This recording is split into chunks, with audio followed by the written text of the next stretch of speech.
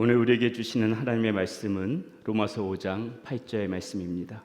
우리 모두 함께 자리 일어나셔서 로마서 5장 8절의 말씀, 한자의 말씀이기 때문에 같이 한 목소리로 봉독하도록 하겠습니다. 로마서 5장 8절의 말씀입니다. 함께 읽습니다. 우리가 아직 죄인 되었을 때에 그리스도께서 우리를 위하여 죽으심으로 하나님께서 우리에 대한 자기의 사랑을 확증하셨느니라. 아멘. 작고 하신 소설가 박안서님이 쓴 책 중에 옳고도 아름다운 당신이라는 그런 책이 있습니다. 제목이 참 좋죠. 옳으면서도 참 좋은 당신이라는 그런 뜻입니다. 생각해 보십시오. 세상에는 옳지도 않고 아름답지도 않은 사람이 뭐 그런 사람들이 있지만 뭐 그런 사람들은 논외로 한다 치더라도 옳지만은 싫은 사람이 있죠. 옳은 듯하고 매사에 맞는 말은 하는 것 같은데 그래서 반박은 못 하겠는데 이런 사람들 보게 되면 또 정이 없는 그런 사람이 있습니다. 그의 마음에 사랑과 긍휼이 전혀 느껴지지 않을 때 옳은 줄은 알지만은 마음이 안 가더라는 것이죠.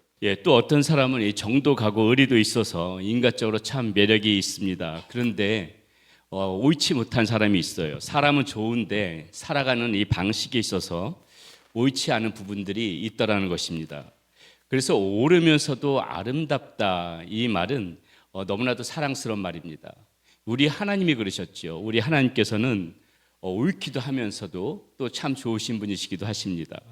옳고도 좋다는 말은 무슨 의미예요? 하나님 앞에서 볼 때 공의도 있고 사랑도 있다는 의미입니다. 이 사랑과 공의가 조화를 이룰 때 진정한 사랑이 되고 진정한 그런 공의가 되어지죠. 우리 하나님이 그러신 분이신데, 자, 이 사랑이 결여된 공의만 있다면은 어떨까요? 차가운 폭력이 되어질 수가 있습니다. 사랑은 있는데 공의가 없다. 그러면은 사랑은 없는데 공의만 있다. 그러면 굉장히 폭력이 되어질 수가 있고, 또 공의는 있는데 이 사랑이 없다. 그러면 어떻습니까? 무책임한 방임이 될 수가 있는 것이죠. 이 하나님의 사랑과 공의가 완전하게 이루어진 것이 어디입니까? 바로 우리 예수 그리스도께서 달리셨던 그 십자가죠. 십자가에서는 사랑과 이 하나님의 사랑과 공의가 완전하게 이루어진 것입니다. 히랍 신화에 보면은 이 사랑과 공의를 잘 실천했던 왕으로 자리우코스라는 왕이 있습니다. 왕은 나라가 도덕적으로 이게 심히 타락하자 이 기강을 바로 잡기 위해서 한 법령을 제정합니다. 그 내용은 누구든지 이 간음을 행하는 자는 신분의 고하를 막론하고 모두 그 두 눈을 빼버리겠다고 그렇게 이야기를 합니다. 새 법령이 공포된 후에 제일 먼저 이 법을 어긴 사람이 나타났는데 그가 누구였느냐? 바로 왕의 아들이었습니다. 자, 그러니까 이 왕이 굉장히 딜레마에 빠지게 되는 거지요. 법대로 집행하자면은 이 아들의 두 눈을 다 잃게 되어져 가지고 앞으로 자신의 뒤를 이어서 나라를 통치하는데 어려움을 분명히 겪을 것입니다. 그렇다고 아들이라고 해서 벌하지 않으면은 왕이 자신이 세운 그러한 그 법령인데 사사로운 정 때문에 자신이 먼저 법을 어기게 되는 것입니다. 자, 왕은 이래서 깊은 생각에 잠겼고 그가 선택한 방법은 무엇인가? 자신의 한쪽 눈을 찌르고 그리고 아들의 한쪽 눈을 찌르는 것이었습니다. 이렇게 아들의 죄를 아버지가 나누어 가짐으로 인해서 공의와 사랑을 다 이룬 그러한 왕으로 히랍 신화에서는 그렇게 말하고 있다는 것이죠. 그러나 우리 예수님은 어떻습니까? 예수님은 여기서 그치지 않습니다. 예수님은 뭐라고 말씀하세요? 그 절반의 그 징벌의 절반은 내게 주고 나머지 절반은 저 죄인들에게 줘라. 예수님이 이렇게 말씀하시지 않으시죠. 예수님께서는 오히려 어떻게 말씀하세요? 오히려 저들의 두 눈은 그대로 두고 나의 두 눈을 다 뽑으라고 하시면서 두 눈을 다 내주신 것 같은 분이 바로 우리 주님이셨습니다. 하나님은 당신의 공의와 이 사랑을 모두 행하시기 위해서 당신의 독생자를 이렇게 예수 그리스도를 십자가 위에서 죽게 그렇게 두셨지요. 그리고 예수 그리스도께서 마침내 십자가에 달려 돌아가심으로 우리가 몸으로 지은 죄 그리고 아무도 모르게 은밀하게 품었던 생각과 마음속의 죄의 깊은 것까지도 빠짐없이 다 그렇게 죄값을 치러주신 것입니다. 그렇게 예수님이 십자가에 죽으심으로 우리는 다시금 하나님의 자녀가 될 수 있었고 영원한 생명을 살 수 있게 되었습니다. 이와 같이 십자가는 죄의 결과가 얼마나 처절한 것이며 하나님의 공의가 얼마나 엄격한 것인가를 말해줍니다. 동시에 이 십자가는 하나님의 사랑이 얼마나 크신가도 이야기를 해줍니다. 그래서 이 십자가에서만큼 사랑과 공의가 완전히 조화를 이루고 있는 것은 없지요. 그래서 우리는 예수님의 이 고난을 묵상하는 이 사순절의 기간을 보내면서 예수 그리스도께서 달리셨던 이 십자가가 무엇을 의미하는지 다시 한번 생각해 보고 싶습니다. 자, 주님의 십자가 무엇을 말하는 것일까요? 첫 번째, 십자가는 은혜로 구원이 주어진다는 것을 말하고 있다. 십자가는 은혜로 주어지는 구원을 말하고 있습니다. 기독교를 대표하는 세계적인 그런 작가인 필립 얀시의 그 책 중에 놀라운 하나님의 은혜라는 책이 있습니다. 이 책에 이런 일화가 나오는데요. 그 영국에서 비교 종교학 학회가 열렸습니다. 각 종교의 대표자들이 다 모이는 그런 회의입니다. 자, 기독교 차례가 되자 사회자가 이 기독교의 독특한 특징이 무엇이냐고 묻습니다. 한 학자가 하나님께서 이 땅에 인간의 몸으로 오셨다는 이 성육신이 기독교의 가장 큰 특징이라고 말합니다. 다른 한 학자는 부활이라고 그렇게 이야기를 합니다. 그런데 다른 종교의 몇몇 학자들이 반론을 제기합니다. 뭐라고 제기하냐면 이렇게 제기를 해요. 신이 인간이 되어졌다는 것은 타 종교에서도 그런 이야기들이, 그런 비슷한 이야기가 있습니다. 기독교만의 독특한 특징이라고 말할 수는 없는 것 같은데요. 이렇게 반론을 제기합니다. 그때 옥스퍼드 대학교의 세계적인 기독교 변증학자인, 여러분들도 잘 알고 계시는 C.S. 루이스라는 분이 계시는데, 이분이 손을 들면서 이렇게 말합니다. 기독교의 특징은 있습니다. 기독교의 분명한 특징이 있습니다. 한마디로 기독교의 특징을 이야기하자면은 은혜입니다. 은혜입니다. 이렇게 이야기를 해요. 은혜. 아마 여러분들은, 저와 여러분들은 이 은혜라는 말이 그렇게 낯선 말이 아닙니다. 우리가 너무도 수시로 쓰는 말입니다. 우리가 이 단어에는 너무 익숙하죠. 신앙을 가지고 믿음을 살아가는 사람에게는 너무나 익숙합니다. 그런데 말이죠, 여러분, 조금만 생각해 보면 세상에서는요, 이 은혜라는 말이 잘 쓰지를 않아요. 세상에서 이 은혜라는 말은 흔한 말이 아닙니다.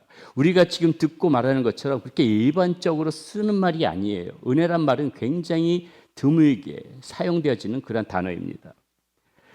루이스는 세계 어느 종교를 보아도 이 은혜를 가르치는 종교는 없다고 말합니다. 그러고 보니까는요, 불교에서는 그 고행 수행을 이야기하지요. 힌두교의 업보를 쌓는다는 카르마, 그리고 이슬람교 이 신도들의 목숨을 걸며 지키고자 하는 코란, 다 무엇을 이야기하는가? 모두 인간의 합당한 노력이 있어야만 신의 호의를 입을 수 있다고 그렇게 가르칩니다. 그런데 이 기독교만이 은혜를 말하고 있다는 것이죠. 은혜가 무엇입니까? 받을 자격이 없는 사람에게 일방적으로 조건 없이 베풀어지는 그 사랑이 은혜 아니겠습니까? 우리는 이 사랑, 이 은혜로 저와 여러분들이 구원받아서 지금 그리스도인이 다 되어진 것입니다.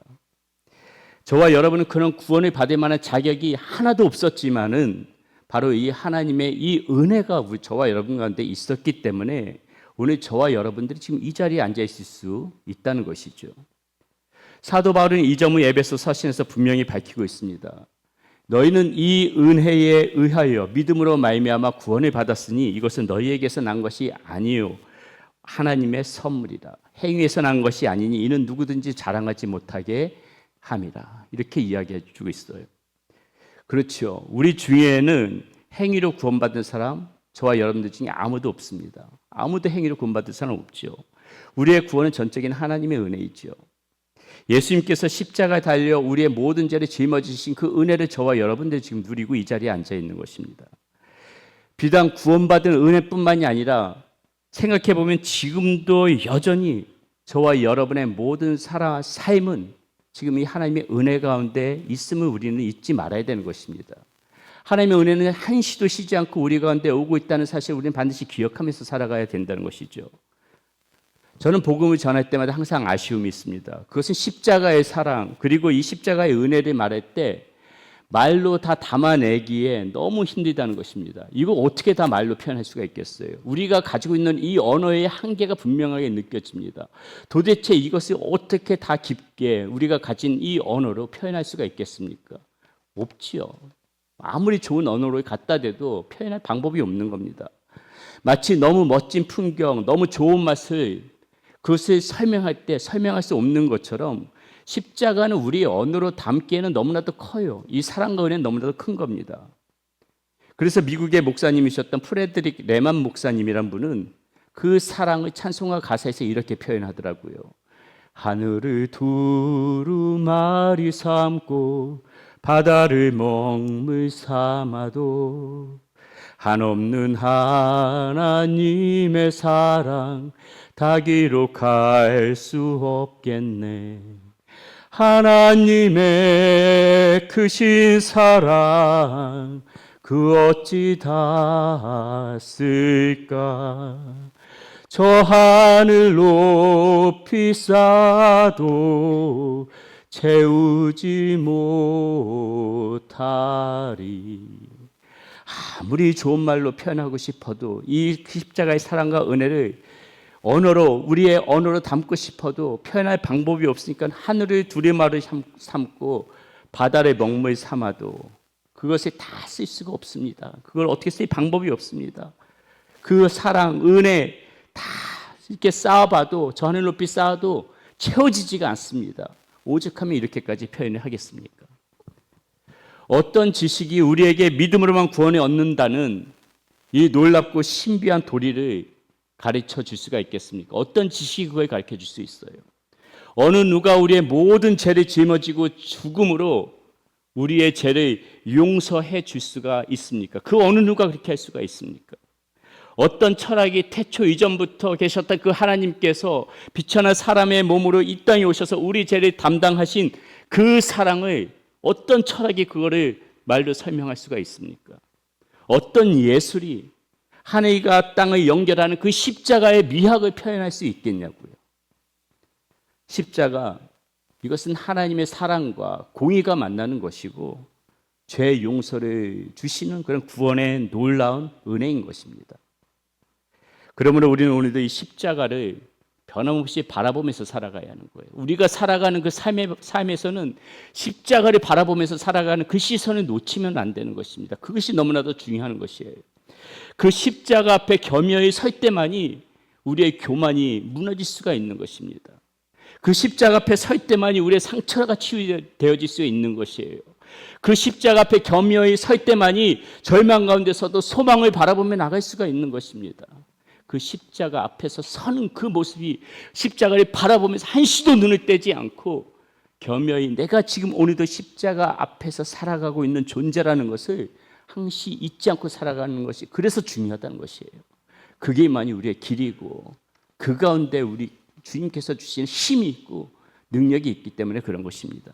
여러분, 오늘도 그 은혜가 하나님의 그 은혜가 과거의 그 은혜가 아니라 지금도 여전히 그 십자가에서 베풀어 주셨던 그 보혈의 은혜가 오늘도 저와 여러분의 삶 가운데서 계속해서 흘러오고 있다는 것을 기억하시기 바랍니다. 여러분들이 지금 붙들고 있다는 것을 기억하시기 바랍니다. 넘어질 때도 흔들릴 때도 길이 보이지 않을 때도 십자가의 그 사랑은 결코 저와 여러분들을 단 한순간도 놓지 않고 있다는 그 사실을 우리는 항상 잊지 말고 살아야 되겠습니다. 그래서 우리는 오늘도 고백하지 않을 수가 없는 것입니다. 나는 은혜로 사는 사람입니다. 나는 은혜로 사는 사람입니다. 이 고백이 우리는 한시도 놓쳐서는 안 되는 거예요. 나는 한순간도 은혜 없이는 살아갈 수 없는 존재입니다. 이 십자가의 은혜를 늘 상기하면서 살아갈 때 우리는 그리스도의 능력 가운데서 이 세상을 헤쳐나가는 그런 힘을 얻을 수 있다는 것을 기억하시기를 바라겠습니다. 두 번째, 이 주님의 십자가가 무엇을 말씀해 주시는가? 십자가는 우리가 힘을 빼고 살아가야 하는 이유를 말해주고 있습니다. 장자가 쓴 달생편에 이런 이야기가 나옵니다. 어느 왕이 있어요. 어느 왕이 투개를 굉장히 좋아합니다. 투개가 뭔지 아시죠? 닭싸움입니다. 닭싸움. 이 투개를 너무 좋아해서 그 싸움닭 하나를 사다가 기성자라는 사람에게 주면서 이 닭을 최고의 투개 닭으로 만들어 줄 것을, 그렇게 훈련시켜 줄 것을 부탁합니다. 자, 맡긴 지 열흘이 지나고 왕이 이 기성자에게 묻습니다. 자, 이제 닭이 싸우기 충분하게 훈련이 됐는가? 사육사는 단호히 대답합니다. 아닙니다. 아직 멀었습니다. 닭이 강하긴 한데 교만해서 아직도 자신이 최고인 줄 압니다. 그 교만함을 떨치지 않는 한 최고가 될 수가 없습니다. 또 열흘이 지났습니다. 왕이 묻습니다. 이제는 충분한가? 사육사가 이렇게 대답합니다. 아직 멀었습니다. 교만함은 버렸는데 상대방의 소리와 그림자에 너무 쉽게 반응합니다. 조급함을 버리지 못했다는 뜻이죠. 열흘이 지난 후 왕이 또 묻자 이렇게 대답합니다. 아직 멀었습니다. 이제 조급함은 버렸는데 상대방을 노려보는 눈초리가 아직도 매섭습니다. 너무 공격적입니다. 상대방을 질시하는 그 공격적인 눈초리를 아직 버리지 못했다는 것이에요. 또 열흘이 지나고 묻자 이렇게 말합니다. 이제 된 것 같습니다. 이제 상대방이 아무리 소리를 질러도 이제 이 닭은 아무 반응이 없습니다. 마음의 평정을 완전히 찾았습니다. 나무와 같은 목계가 되었습니다. 이제 어느 닭이라도 이 닭의 모습만 봐도 두려워서 도망칠 것입니다. 여기서 나온 말이 목계지덕이라는 말입니다. 나무로 만든 닭처럼 완전히 자신의 감정을 제어할 줄 아는 능력을 말하는 것이죠. 자신이 제일이라는 교만함을 버리고 그리고 남의 소리와 위협에 쉽게 반응하지 않으며 그 상대방에 대한 공격적인 눈초리를 버린 이 나무와 같은 목계는 힘이 없는 듯하지만은 사실은 가장 강한 힘을 가진 닭이 되어졌던 것입니다. 상대방의 행동에 태산처럼 움직이지 않는 그런 강자의 여유로움으로 맞이하기 때문에 진정한 강함이라 할 수 있다는 것이죠. 하루에도 몇 번씩 자신의 감정을 통제하지 못하고 버럭버럭 화를 내는 사람, 부와 지위에 발목이 잡혀서 하늘 높은 줄 모르고 어깨를 세우는 사람, 그리고 누구를 만나든 경쟁해서 이겨야만 꼭 속이 시원한 사람, 우리의 이런 모습 속에서 이 목계지덕이라는 이 사자성어는 굉장히 많은 것을 이야기해 주는 것 같습니다. 운동 고수들 보게 되면 그 자세를 보게 되면 항상 힘이 빠져 있는 것을 보게 됩니다. 아주 오래전에 수영장에서 제가 봤던 장면 중에서 인상 깊었던 장면이 있어요. 저는 수영을 제대로 배워본 적이 없고 그저 동네에서 물장구 치면서 배웠던 그런 수영 실력이 전부입니다. 한 번은 수영장에서 수영을 하는데 좋게 70은 넘어 보이시는 어르신께서 유유자적 그렇게 힘없이 이렇게 편안하게 수영을 하시는데 쉬지도 않고 그 랜을 왔다 갔다 천천히 하시면서도 너무나도 편안해 보이는 것입니다. 저는 죽어라 힘을 내서 수영을 해도 이 25m 랜 한번 가려면 허덕거리면서 가는데 그 어르신은 몸에 힘 하나도 들이지 않으면서 천천히 왔다 갔다 그 랜을 왕복을 하는 것을 보고 어떻게 저럴 수 있을까 굉장히 인상이 깊었습니다. 힘이 빠진 그 모습인데 결코 그 모습이 그 부드러운 모습이 힘을 강하게 주고 있는 저보다 훨씬 더 나은 모습이더라는 것이죠. 수영만 그렇습니까? 아마 우리 성도님들 중에서 골프 좋아하시는 분들이 많으신데 골프에서 가장 많이 하는 말 중에 하나가 무엇입니까? 힘을 빼라, 힘을 빼라는 말 아닙니까? 비단 운동뿐만이 아니죠. 지금은 돌아가신 아마 그 이순재 배우님께서 하신 말씀인 것으로 기억하는데 그분이 이런 말씀하신 것으로 기억합니다. 좋은 연기를 위해서는 감정에도 힘을 빼야 됩니다. 이런 말 했던 기억이 얼핏 기억이 납니다. 노래를 하시는 분은 좋은 노래를 위해서도 목소리에 힘을 빼야 한다고 말합니다. 그래서 한국의 가수이면서도 유명 제작자인 JYP 대표 박진영 씨는 이런 말을 하더라고요. 가수들한테 항상 강조하는 게 공기 반, 소리 반으로 소리를 내라. 이렇게 이야기하더라고요. 힘을 빼고 노래하라는 얘기예요. 힘을 빼고. 자녀들을 양육할 때도요. 부모는 힘을 빼야 한다고 전문가들은 말합니다. 70점 받던 아이가 80점 받아오면 칭찬하고 맛있는 거 사줘야 되죠. 그런데 부모는 여전히 힘을 주면서 이렇게 말합니다. 이걸로 만족하면 안 된다. 고지가 저 앞에 있다. 고지까지 힘있게 가라. 그래서 마침내 아이가 죽어라고 공부해가지고 100점을 받아왔으면 부모는 기뻐하고 박수 쳐주고 격려해주고 안아줘야 될 거 아닙니까? 그런데 부모는 여전히 힘을 주며 이렇게 말을 해요. 방심하지 마라. 100점 유지하는 게 중요하다. 절대 방심하면 안 된다. 이런 말이 들으며 자란 아이가 어떻겠습니까? 부모가 힘을 빼야지 아이들이 숨을 쉴 수 있는 것입니다. 힘을 빼고 아이들이 보지 못하니까는 하나님이 지으신 아이들의 그 참 모습을 우리가 보지 못하고 놓치고 있다는 것이죠. 사랑하는 여러분, 예수님께서 이 십자가에 달리실 때 보게 되면은 그 전부터 예수님의 삶에 보면 전부 다 힘을 빼신 모습이라는 것을 우리는 볼 수가 있습니다. 우주 만물을 창조하신 하나님은 힘을 빼셨기 때문에 비천하고 낮은 그런 마국간 그 구유에서 태어나실 수가 있으셨습니다. 힘을 빼셨기 때문에 그렇죠. 힘을 빼신 채 예수님의 공생의 삶을 보면 가난한 자, 병든 자, 귀신 들린 자, 그리고 흠이 많고 부족한, 연약한 저와 여러분들을 만나주신 것이에요. 주님께서 힘을 빼셨기 때문에. 예수님께서 힘을 빼시고 징계를 다 받으며 채찍에 맞으셨습니다. 힘을 빼셨기 때문에 십자가에 달려 돌아가시는 것 순종함으로 달려 돌아가셨어요. 그러므로 이 십자가는 하나님이 사랑 때문에 힘을 빼신 최고의 사건인 거예요. 최고의 사건. 신앙은요, 여러분, 이와 같이 자신의 모든 힘을 다 빼버리고 나의 등을 하나님의 등에 기대는 거예요. 그게 신앙인 것입니다. 자, 그것이 자기를 부인한다는 말인 것이고요. 그게 전적으로 하나님 앞에 자신을 맡기는 것이라는 것이죠. 인생의 키를 붙들고 있는 내 손에 힘을 빼고 내 인생의 키를 주님 앞에 맡기는 것입니다. 우리를 사랑하기에 힘을 빼시고 기꺼이 십자가에 달려 돌아가신 그 예수님께 내 모든 힘을 빼고 그분을 신뢰하는 것, 이게 바로 믿음인 거예요. 이게 바로 믿음이라는 것이에요. 오늘도 나의 모든 힘을 빼고 주님 앞에 나를 맡기고 그렇게 의지하면서 살아가시는 저와 여러분이 되시기를 축원드리겠습니다. 마지막으로 주님의 십자가는 무엇을 이야기하는가? 십자가는 사랑을 주는 인생의 고귀함을 말씀해 주고 있습니다.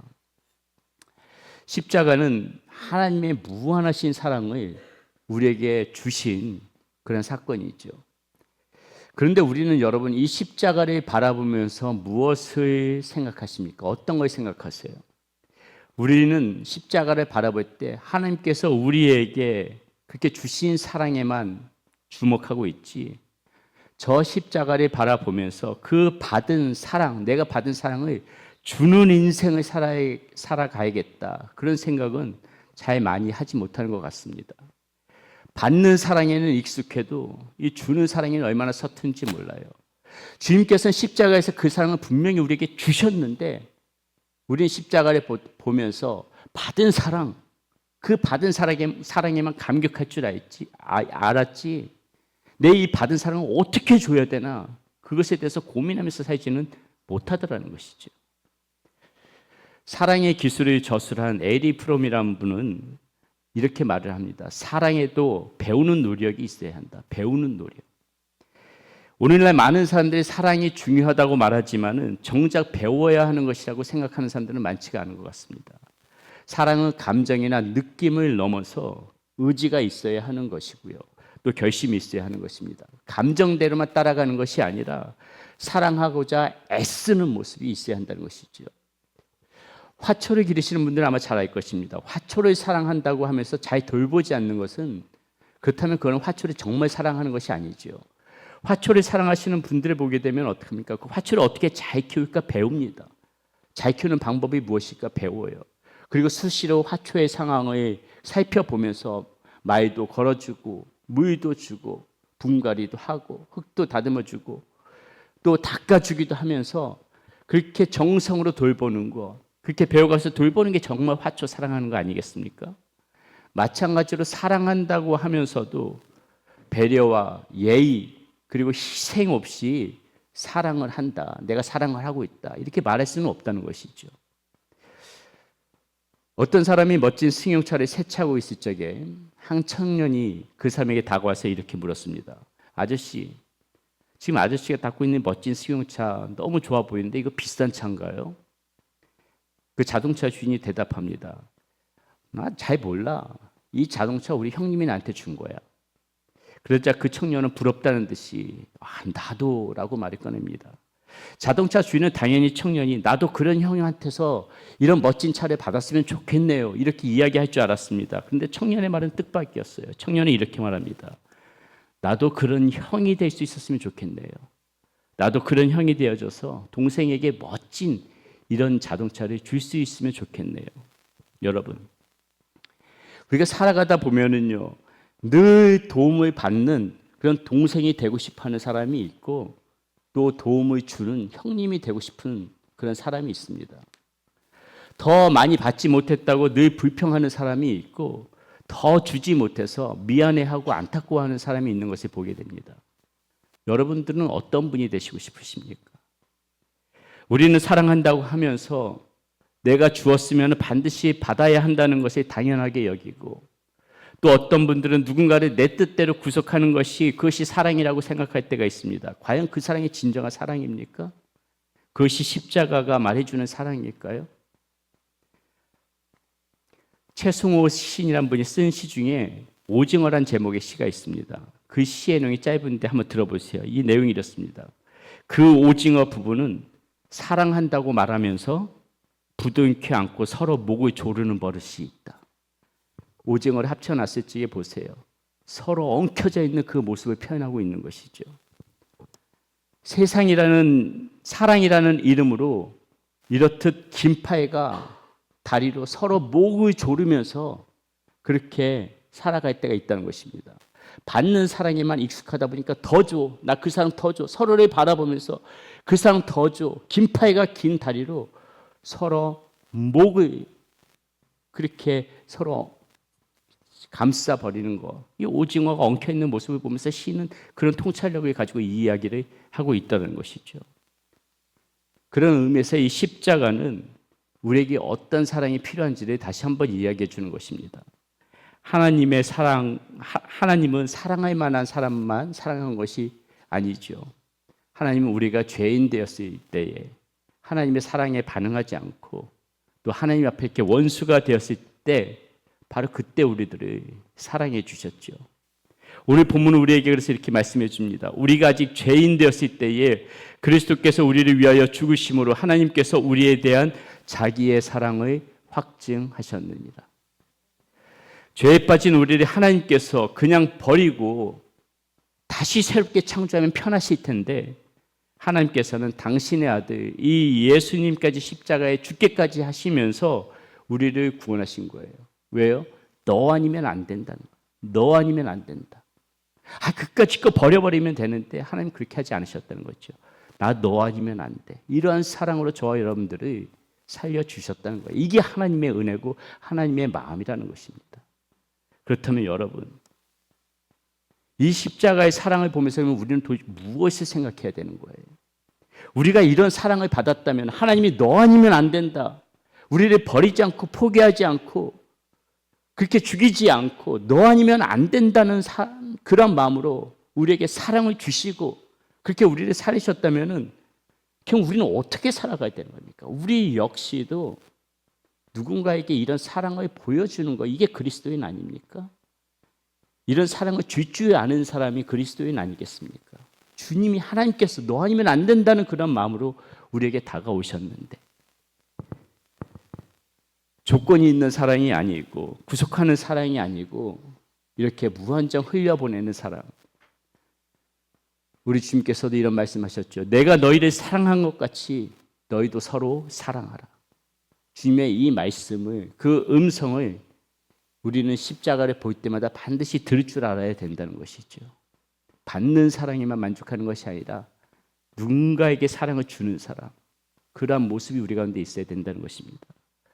십자가는 우리에게 베풀어 주시는 하나님의 사랑을 잊지 말라는 말씀인 동시에 우리에게 베풀어 주신 그 사랑을 이제는 우리도 살아가면서 누군가에게 주어야만 한다는 그런 상징의 표시이기도 하다는 것이에요. 그러므로 우리는 십자가 앞에 설 때마다 단지 그 십자가를 바라보면서 눈물로 감격하는 데서만 머무는 것이 아니라 그 사랑을 결단으로 이어가야 된다는 거예요. 삶 가운데서 이어가야 한다는 것이에요. 내가 먼저 손 내미는 사람이 되어져야 되는 것이고, 내가 먼저 용서해 주는 사람이 되어져야 되는 것이고, 내가 먼저 이해하고 품어주는 사람이 되어야 할 것입니다. 때로는 손해보는 것 같을 때가 있을 것입니다. 때로는 억울한 마음이 들 때도 있을 것이에요. 그러나 그것이 십자가의 사랑이기 때문에 저와 여러분들은 반드시 그렇게 해야만 될 것입니다. 주님께서 저와 여러분에게 그렇게 하셨기 때문에 그런 겁니다. 우리가 그런 사랑을 조금씩이라도 실천해 나간다면은요, 아마 우리의 가정이 더 많이 변화가 되어질 것이라고 봅니다. 우리의 공동체가 살아날 것이라고 봅니다. 세상 속에서 하나님의 사랑이 어떤 사랑인가 우리를 통하여서 저는 드러나게 되어질 것이라고 믿습니다. 사랑하는 여러분, 십자가는 단순한 상징이 아니에요. 우리가 어떻게 살아가야 되는지 삶의 방향을 가르쳐 주는 게 십자가입니다. 이제는 받는 사랑에만 머물지 말고 흘려보내는 그런 사랑의 통로로 살아가시는 저와 여러분이 되시기를 바라겠습니다. 우리는 오늘 사순절을 보내면서 예수 그리스도의 십자가를 통해서 세 가지를 생각해 봤습니다. 은혜로 받는 구원, 내가 가진 모든 힘을 빼고 주님을 더 의지해야 하는 그런 믿음, 그리고 흘려보내는, 받은 사랑만큼 흘려보내는 사랑입니다. 이 세 가지를 한마디로 말한다면 아마 이것일 것입니다. 받은 은혜로 힘을 빼고 사랑을 흘려보내는 삶. 이것이 바로 십자가의 삶인 것을 여러분 기억하시기를 바라겠습니다. 십자가는 하나님의 사랑이요, 예수 그리스도의 은혜요, 그리고 오늘 우리가 나누었던 것처럼 어떤 마음으로 어떤 생각으로 이 세상을 살아가야 하는지를 보여주는 이정표인 것입니다. 그러므로 오늘 이 시간 십자가 앞에서 여러분 이렇게 결단했으면 좋겠습니다. 주님, 나는 은혜로 사는 사람입니다. 이제는 그 은혜를 흘려보내는 사람으로 그렇게 살아가겠습니다. 이 고백이 저와 여러분의 고백이 되고 이 결단이 우리의 삶이 되어질 때 저와 여러분의 삶을 통해서 십자가는 오늘도 우리 가운데 살아있는 그런 십자가로 남게 될 것입니다. 그렇게 십자가의 은혜로 살고 십자가의 사랑을 나누면서 살아가는 그런 저와 여러분 모두 되시기를 주님의 이름으로 축원드리겠습니다.